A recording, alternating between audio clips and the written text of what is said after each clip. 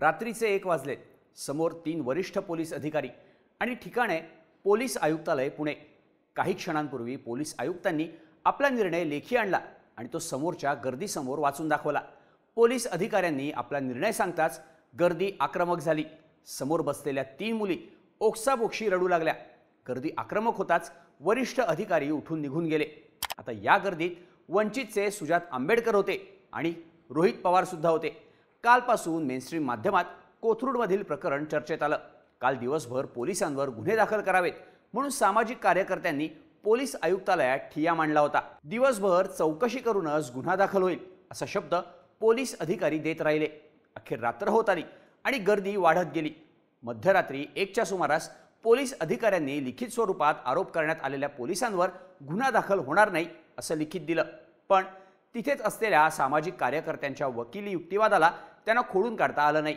कोथरूडच्या प्रकरणात अगदी पहिल्या दिवसापासून काय काय घडत गेलं, नेमकं हे प्रकरण आहे काय, जाणून घेऊया त्या व्हिडिओतून। नमस्कार, मी शार्दूल आणि तुम्ही बघताय बोल भिडू। तर हा घटनाक्रम सुरू होतो 2-1 आठवड्यांपासून। 2-1 आठवड्यांपूर्वी छत्रपती संभाजीनगरहून 25 वर्षीय विवाहित सासरच्या त्रासाला कंटाळून पुण्यात आली।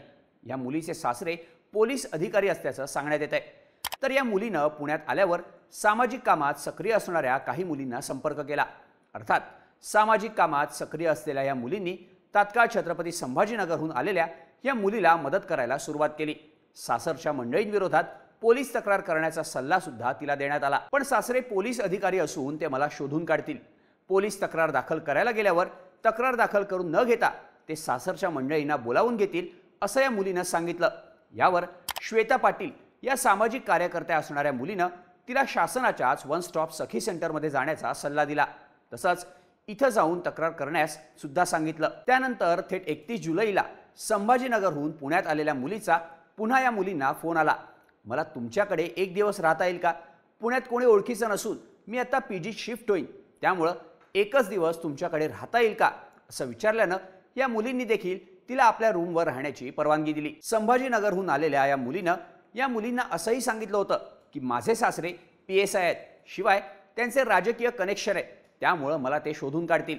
कायदेशीरदृष्ट्या या मुलीनं अगोदरच शासनाच्या वन स्टॉप सेंटरला तक्रार नोंदवल्यानं या मुलींना सुद्धा सदरच्या मुलीची अडचण वाटली नाही।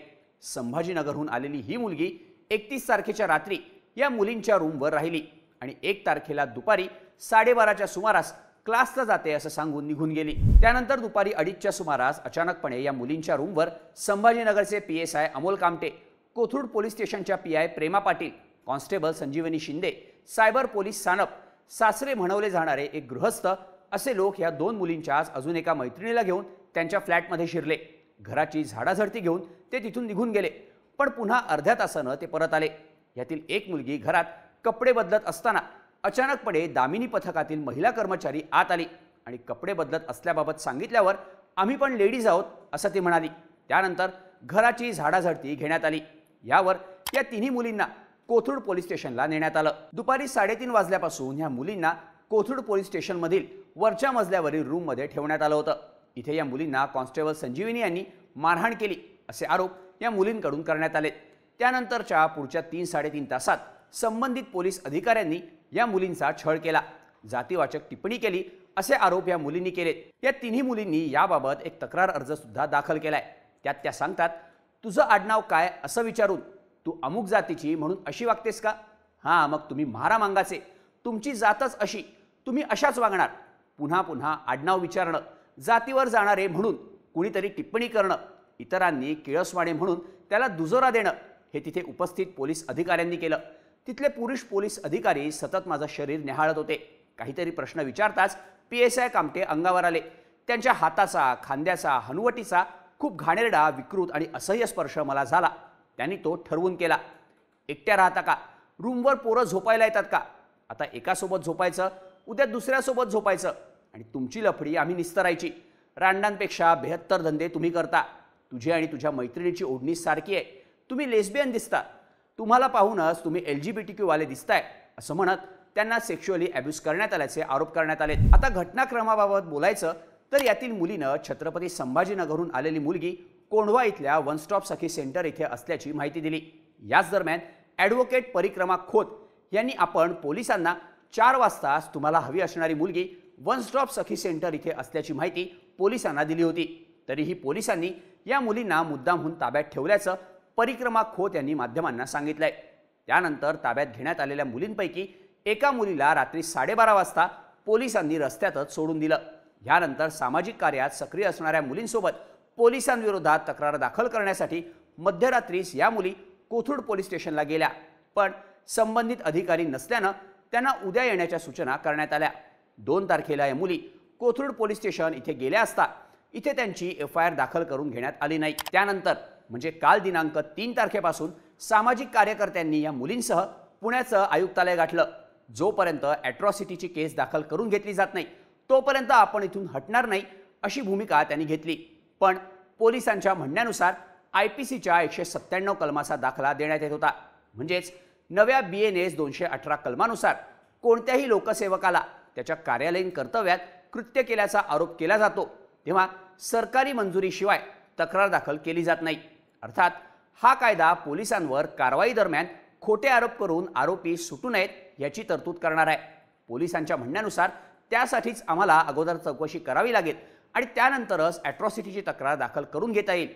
तर उपस्थितांचं म्हणणं असं होतं की तुम्ही तक्रार दाखल करून घ्या आणि नंतर चौकशी करा, तक्रार दाखल केल्याशिवाय हटायचं नाही अशी भूमिका घेतल्यानं वातावरण चिघळत गेलं। दरम्यानच्या काळात अंजलीताई आंबेडकर, सुजात आंबेडकर, वंचितचे कार्यकर्ते, शरद पवार गटाचे रोहित पवार, प्रशांत जगताप असे अनेक जण इथे उपस्थित झाले। पोलीस अगोदर चौकशीनंतर FIR या गोष्टीवर ठाम होतेच, शिवाय 4 दिवस चौकशीसाठी लागतील असं पोलिसांचं म्हणणं कायम होतं। अशातच 11 वाजत आले। चिघळलेलं वातावरण पाहून आम्ही कायदेशीर सल्ला घेऊ आणि गुन्हा दाखल होऊ शकतो का नाही हे आपणास लिखित देऊ असा शब्द देण्यात आला। जोपर्यंत कायदेशीर सल्ला घेऊन लिखित सांगितलं जात नाही तोपर्यंत आयुक्तालय न सोडण्याचा निर्णय समोरून घेण्यात आला। सहपोलीस आयुक्त रंजन कुमार शर्मा, अप्पर पोलीस आयुक्त मनोज पाटील आणि कोथरूडचे वरिष्ठ पोलीस निरीक्षक संदीप देशपांडे या अधिकाऱ्यांनी लिखित स्वरूपात आपला निर्णय आणला। यामध्ये पोलिसांकडून सांगण्यात आलं की आपण दिलेली तक्रार ही पाहिल्यानंतर घडलेली घटना आणि घटनाक्रम वस्तुस्थितीला धरून नाही। प्रथमदर्शनी यामध्ये तथ्य दिसून येत नसल्यानं गुन्हा दाखल करता येणार नाही। पोलीस अधिकाऱ्यांनी गुन्हा दाखल होणार नाही हे लिखित स्वरूपात देताना पब्लिकमध्ये या गोष्टी झाल्या नसल्यानं, पुरावे नसल्यानं गुन्हा दाखल करता येणार नसल्याचं सांगितलं।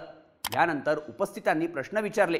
विशेष म्हणजे ॲट्रॉसिटी दाखल करण्याबाबत तक्रार असताना पोलिसांनी ॲट्रॉसिटीचा कुठेही उल्लेख केला नव्हता। सुजात आंबेडकरांनी मात्र यावेळी कोणत्याही परिस्थितीत आम्हाला लिखित स्वरूपात ॲट्रॉसिटी दाखल करून घेणार नाही हे लिखित देण्याची मागणी केली। सर्वांनीच ही मागणी लावून धरली। त्यानंतर पोलीस अधिकाऱ्यांनी पुन्हा चर्चा करत लिखित स्वरूपात ॲट्रॉसिटी दाखल करणार नसल्याचं सांगितलं। रात्री 3:30 वाजता पोलिसांनी आम्ही गुन्हा दाखल करू शकत नाही असं सांगत हे पत्र मुलींना दिलं। त्यामुळं मुली संतापल्या आणि त्यांनी हे पत्र आयुक्तालयातच फाडून टाकलं। या सगळ्यानंतर पोलिसांवर गुन्हा दाखल न करण्यासाठी दबाव असल्याची चर्चा आहे। सहकाऱ्यांना वाचवण्यासाठी पोलिसांनी ॲट्रॉसिटीची तक्रार दाखल केली नसल्याचं सुजात आंबेडकरांनी म्हटलंय। पुणे पोलिसांवर झालेल्या आरोपांमुळे कोथरूडमधलं हे प्रकरण चांगलंच तापलंय। यात आता आणखी कोणत्या गोष्टी घडतात हे पाहणं महत्त्वाचं असणार आहे। तुम्हाला या सगळ्याबद्दल काय वाटतं? याबद्दलच्या तुमच्या प्रतिक्रिया आम्हाला कमेंट करून नक्की सांगा आणि अशाच माहितीपूर्ण व्हिडिओजसाठी बोल भिडूच्या YouTube चॅनलला सबस्क्राईब करायला विसरू नका।